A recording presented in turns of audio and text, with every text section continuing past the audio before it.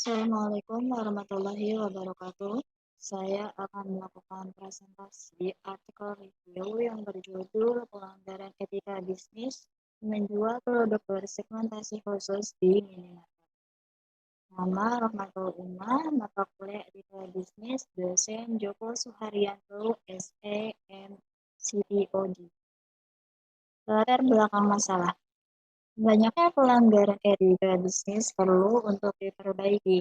Salah satu pelanggaran etika bisnis yang sering terjadi yaitu pegawai minimarket seringkali menyamakan produk bersegmentasi khusus dengan barang lainnya. Padahal produk bersegmentasi khusus ini memerlukan perhatian yang berbeda. Produk bersegmentasi khusus ini yaitu rokok dan alat kontrasepsi. Pegawai seringkali menempatkan jarak terbuka dan menjual begitu saja kepada semua orang. Hal ini jelas pelanggaran Hal ini jelas pelanggaran etika bisnis karena tidak sesuai dengan prinsip dan urgensi etika bisnis, bahwa pihak manajemen hanya tertuju pada keuntungan semata dan mengabaikan tanggung jawab sosial dari proses bisnis yang dilakukannya.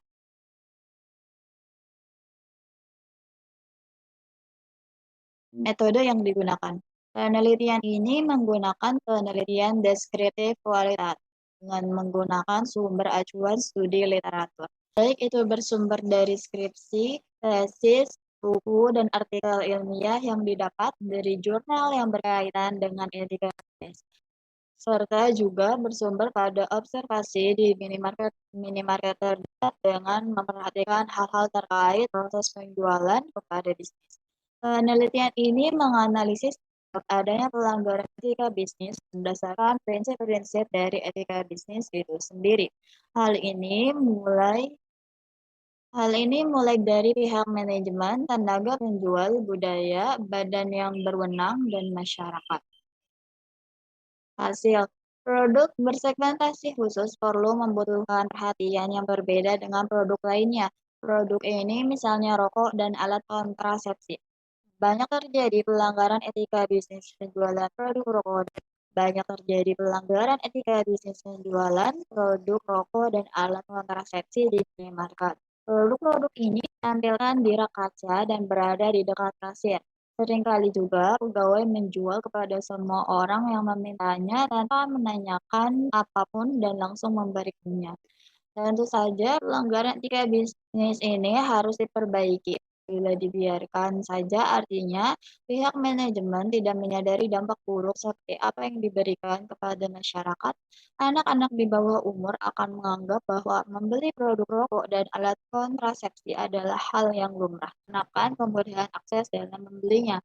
Pelanggaran etika bisnis ini juga akan berbahaya apabila pegawai memberikan begitu saja produk rokok kepada konsumen yang saat itu dalam keadaan hamil, itu akan membahayakan bagi ibu dan janinnya tersebut.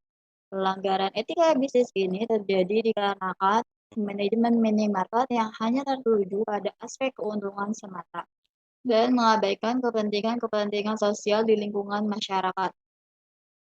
Terlebih pihak manajemen minimarket tidak menyadari bahwa minimarket juga bagian dari komunitas masyarakat yang seharusnya memikirkan bagaimana citra dirinya. Hal-hal yang didasarkan pada Hal-hal yang didasarkan pada kebaikan dan kebenaran yang dijalankannya bukan hanya tentang keuntungan semata.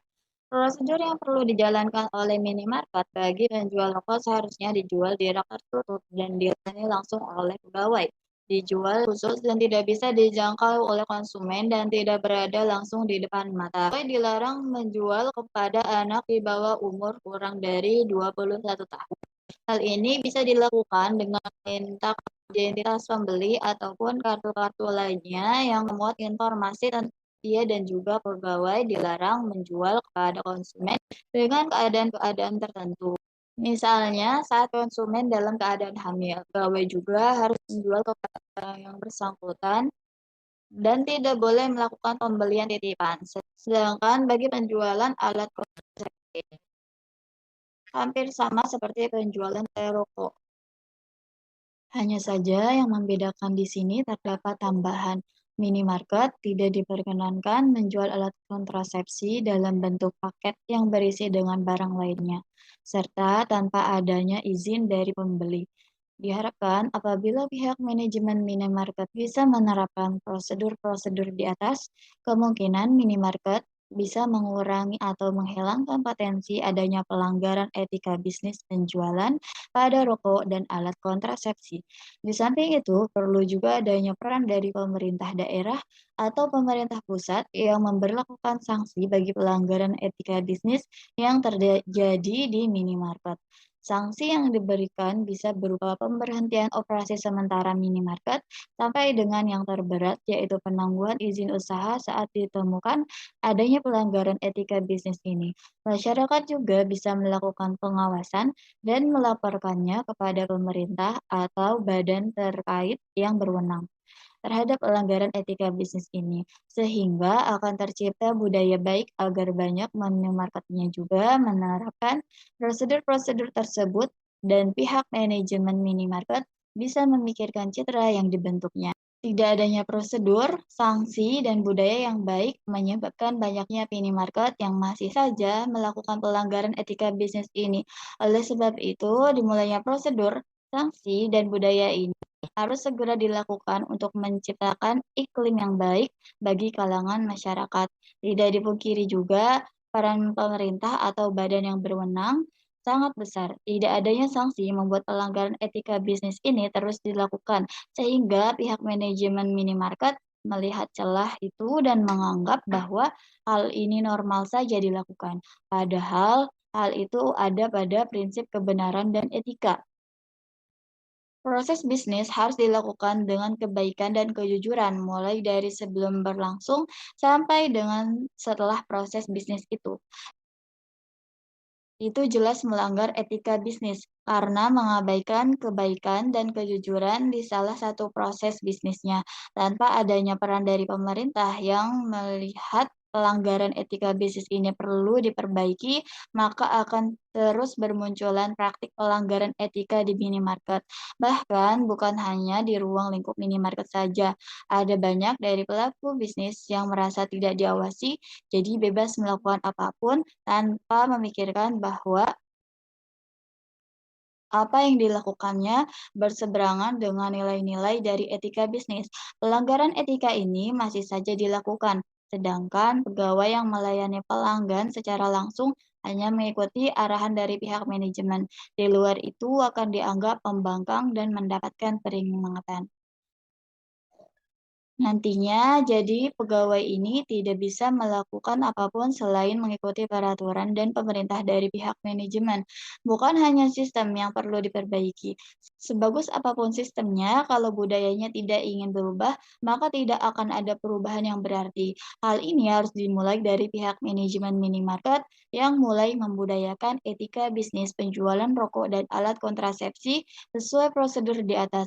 Seiring berjalannya waktu, akan tercipta iklim yang sangat mendukung antara minimarket, pemerintah, dan masyarakat. Setiap pihak manajemen minimarket juga perlu menanamkan pemikiran bahwa ada juga tanggung jawab sosial yang mengiringinya di setiap proses bisnisnya. Keterbatasan. Ada variabel yang tidak diteliti dalam paper tersebut, yaitu variabel statis. Contohnya, pemerintah daerah setempat di Purwakarta menindak tegas bagi minimarket yang menjual rokok pada anak di bawah umur. Kesimpulan dan relevansi artikel dengan fenomena yang ada saat ini dikaitkan dengan teori. Melalui pembahasan di atas, didapatkan simpulan bahwa produk bersegmentasi khusus seperti rokok dan alat kontrasepsi perlu membutuhkan perhatian berbeda dengan produk lainnya. Hal ini menyebabkan adanya pelanggaran etika bisnis. Seringkali pegawai menjual kepada semua orang yang memintanya tanpa menanyakan apapun dan langsung memberikannya, dikarenakan pihak manajemen minimarketnya tertuju pada keuntungan dan mengabaikan tanggung jawab sosial. Pihak manajemen perlu menerapkan prosedur seperti tidak menampilkan rokok dan alat kontrasepsi di rak terbuka dan harus dilayani langsung oleh pegawai. Dilarang juga pegawai menjual kepada anak di bawah umur dengan meminta kartu identitas. Dan juga pegawai dilarang menjual kepada konsumen dengan keadaan tertentu.